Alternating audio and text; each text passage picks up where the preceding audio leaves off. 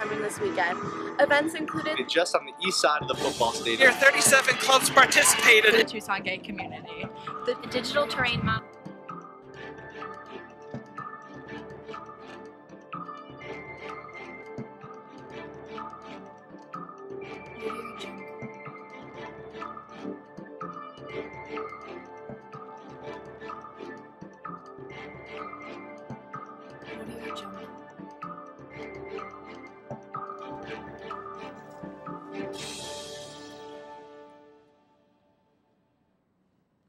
Thank you for watching Wildcast. I'm Alexis Oakley. And I'm Michael Hernandez. ASUA primary elections are being held tomorrow at 8 a.m. and will run until Wednesday at 8 p.m. According to ASUA, there are still a few college senate seats available. Now, in order to run for those seats as a write-in candidate, you must send a letter of intent announcing your campaign and then collect 150 signatures from your college. Election information about the candidates is on ASUA's website. ASUA will be voting on a proposal speaking against a concealed carry bill for college campuses. Arizona Bill 2072 would let faculty and students on any public university or college carry a weapon with a valid permit. According to a story in the Daily Wildcat, student leadership at ASU and NAU are collaborating with ASUA to draft a proposal. Now, we all have to graduate at some point, but if you're looking to stay in school as a teacher, here's a great opportunity to continue your educational career. The UA Education and Nonprofit Career Day will be held this Wednesday at 3 p.m. in the Student Union. More than 70 school districts will be attending, as well as nonprofit organizations, including the Peace Corps and Teach for America. A full list of schools attending is on the UA Career Services website. Last week, we told you about the $200 fee being proposed to incoming students to renovate Arizona Stadium. Wildcast reporter Megan Gibbs took a tour of the stadium to find out which areas needed a little update.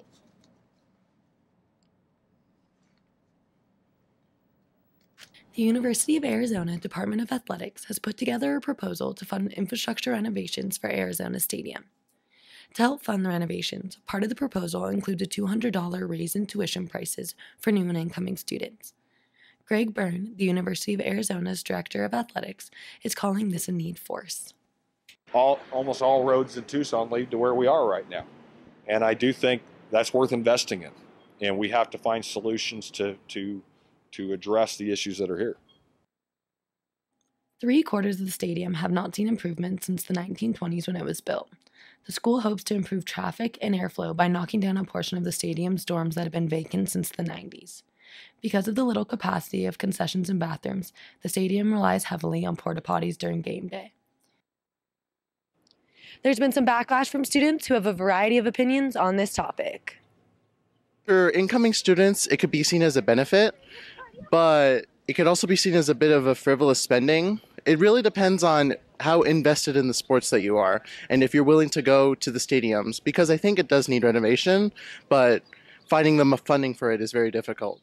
I think it's completely unfair that we're paying to upgrade the stadiums. We like sports, we enjoy going to stadiums, support our teams, but I'm working hard to get my tuition money, and then why would I pay to upgrade the stadiums?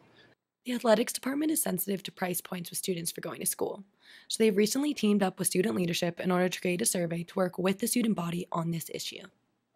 We appreciate our fans that have been coming to the games and dealing with this for their experience, and we need to improve that long term for them. It's really important. People think, well, it's just seating or bathrooms. It goes way beyond that as far as what our needs are.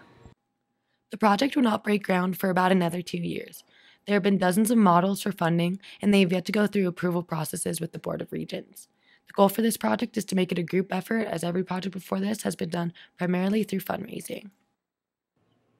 From UATV, I'm Megan Gibbs. You know, I can see the benefits and the deficit to having the $200 tacked on. Well, I definitely, I do believe that there is some improvements needed to the stadium, because I did go on a tour of it myself, and I saw the bathrooms and some of the infrastructure. It does need to be helped, but definitely the bathrooms. The bathrooms, they definitely need a little bit of an update. You look at McHale, and then you go to the Arizona football stadium, and there's a bit of a drop. There's definitely a drop, at least in the women's room. But I mean, I do think that what that one guy is right. It's whether or not you're a devoted fan. I mean, it's the fee thing too, because it's not just if you're a fan. It's all incoming students. Some students couldn't care less about the game. So True. I mean, we'll find out. Well, coming up, we'll tell you what famous Broadway show is making its way to Tucson this week. Plus, find out which famous playwright's work you can see at the Arizona State Museum. Don't go away. You're watching UATV. I'm Derek Williams, the former U of A Wildcat. You're watching UATV. Don't change the channel.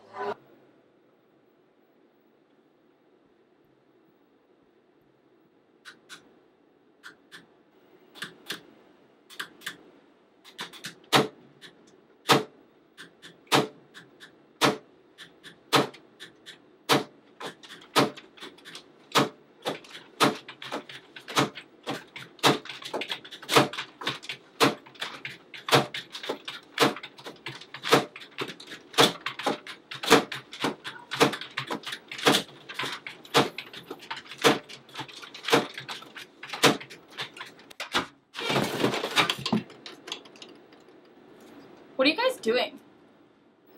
Working. Continue.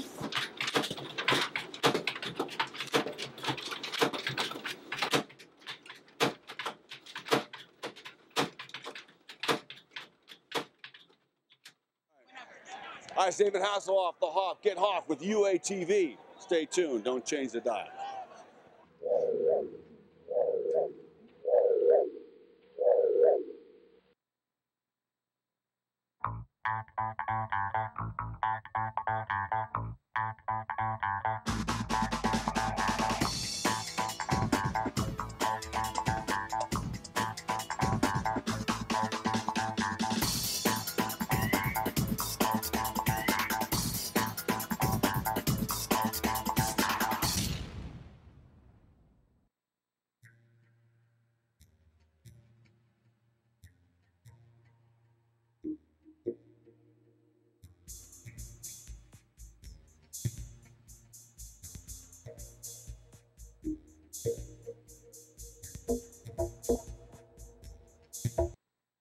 Don't change the channel. You're watching UATV. Yay, Cats!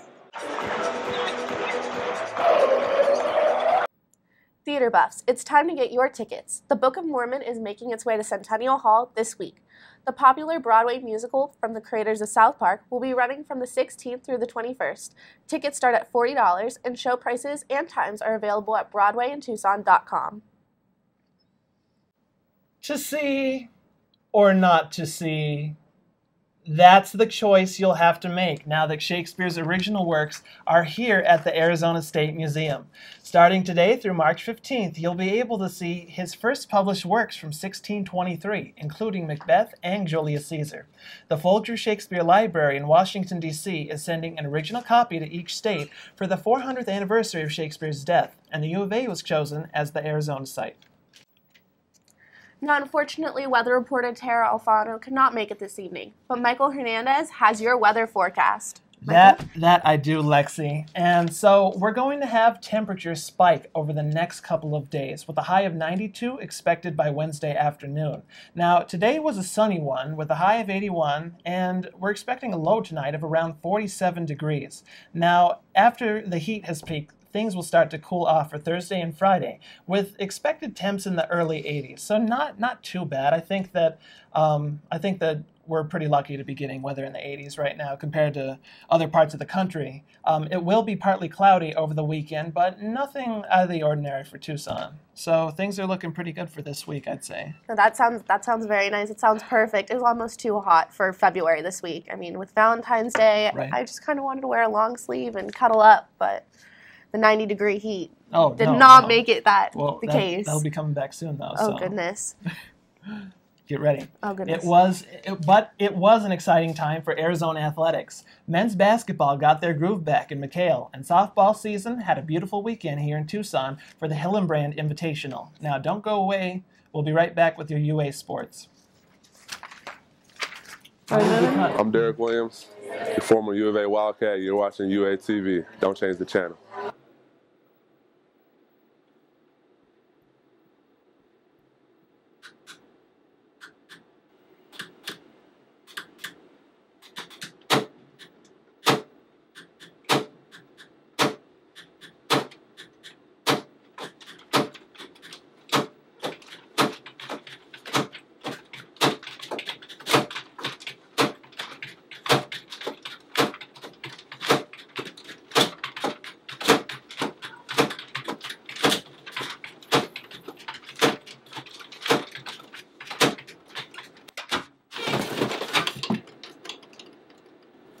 What are you guys doing?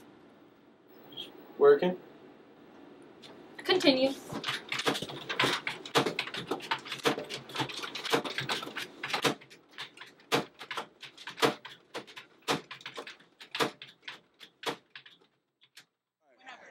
All right, David Hasselhoff, the Hawk. Get Hoff with UATV. Stay tuned. Don't change the dial.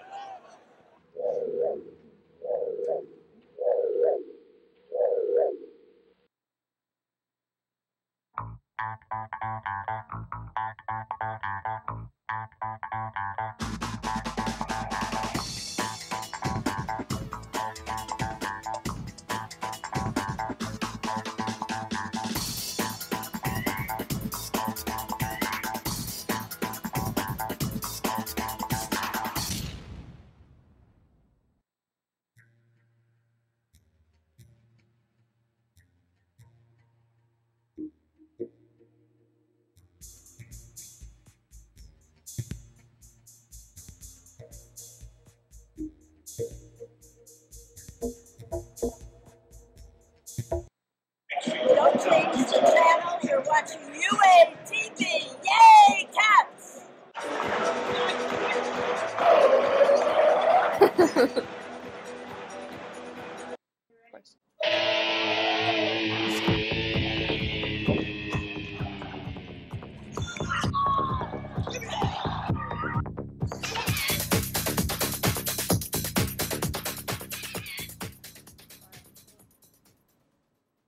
Hello Wildcats and welcome to Wildcast Sports. I'm Danielle Fork. Let's take a look at your highlights from this past weekend in Arizona athletics.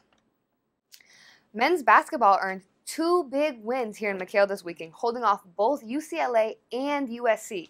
On Friday night, they battled with the Bruins, falling behind after a rough first half. However, they came out after halftime with Alonzo Trier ready to lead the Wildcats. He had 15 of his 18 points in the second half.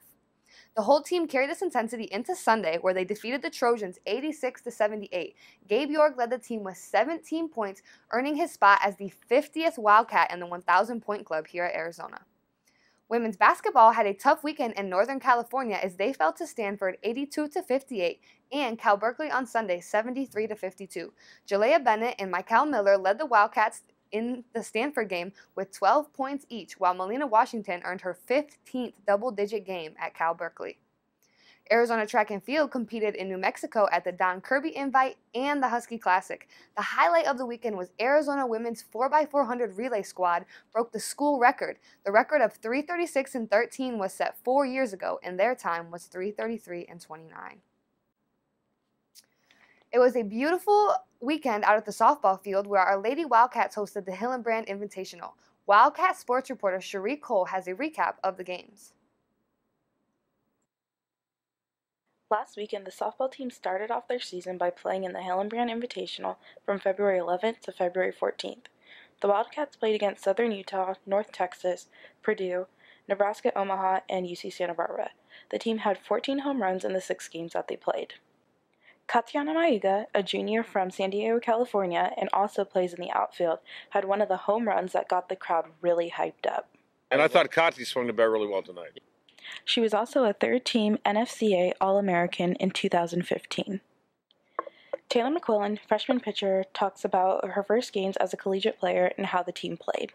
I was really excited. I think it was a little nerve-wracking because it is like my first real collegiate starts, but I knew I had my team and they had my back, and I was just really excited to come out and play. So we're just going to keep going, take one game at a time. We don't really know what's going to happen, but our goal is to get to Oklahoma City, so that's what we're shooting for, one game at a time. With 4 days of softball under their belt, Arizona has showed a great start to their season. But Mike Candrea also believes that the team has a lot to work on going forward. Very impressed with the way we swung the bats today. I thought that was, nice to see top to bottom. I thought we had some, great contributions. The only thing I'm not really pleased with so far is we just haven't had good jumps at first base, and we've been thrown out a couple times.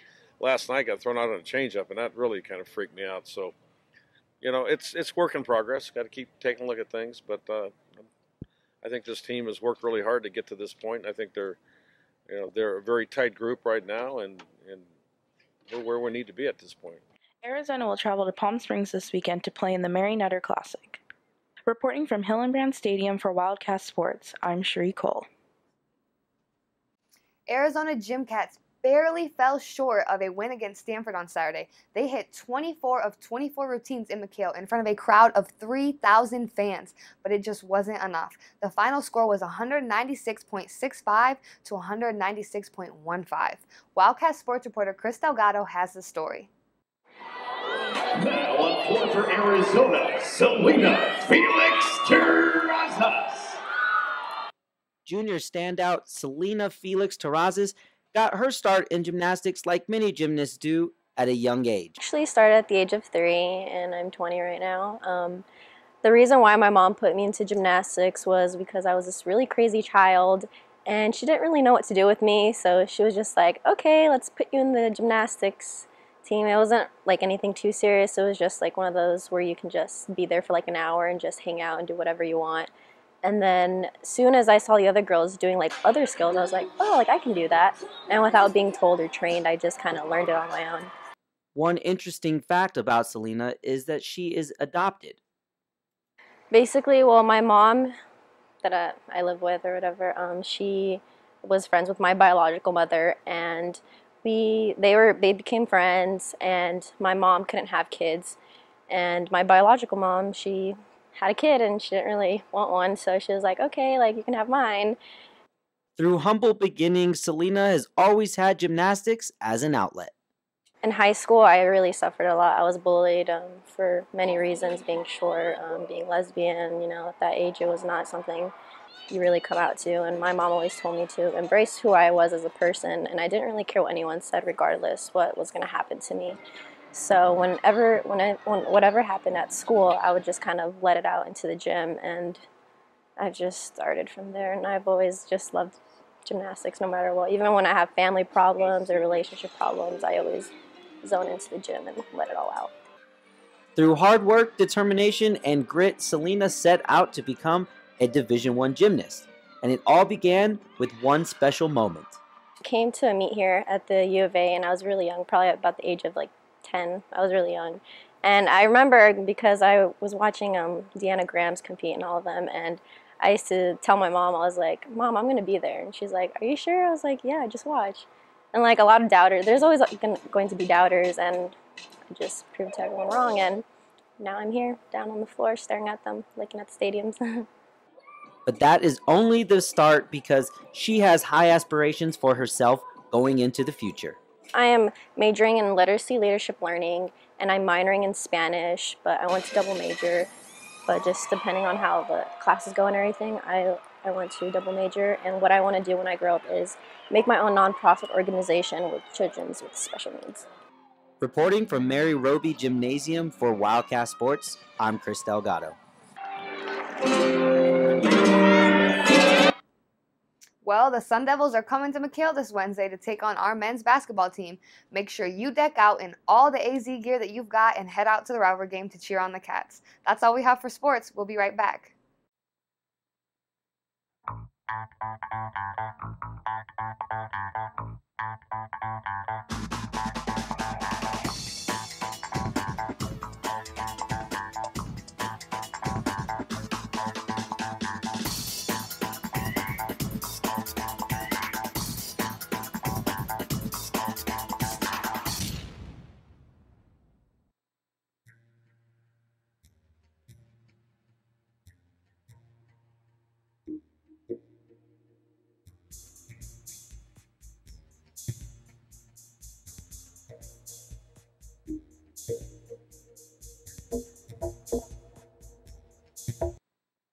Don't change the channel. You're watching UATV. Yay, Caps!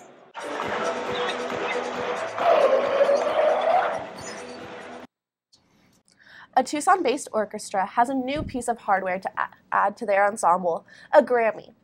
True Concord Voices and Orchestra won a Grammy in the Best Contemporary Classical Composition category. They were also nominated for the Best Choral Performance. Wow, that's big. A Grammy. I'm having a little bit of mic difficulties right now. Congratulations to them. That's a massive accomplishment. And I do wish I was watching the Grammys right now. Adele is supposed to be having her first performance back, and I thought Adele wasn't eligible until next year, though. 'cause her No, album got out she's so late. on tonight. What? Oh, okay. Well, then I'm going to have to watch a recap of that. Right? All right. Well, as always, thank you for watching the show. You can find all our past shows on our YouTube channel at UATVCH3. And I'm pretty sure we're on all your favorite social media sites, so be sure to follow us to get the latest updates during the week. We'll see you next week for another edition of Wildcast. Good night.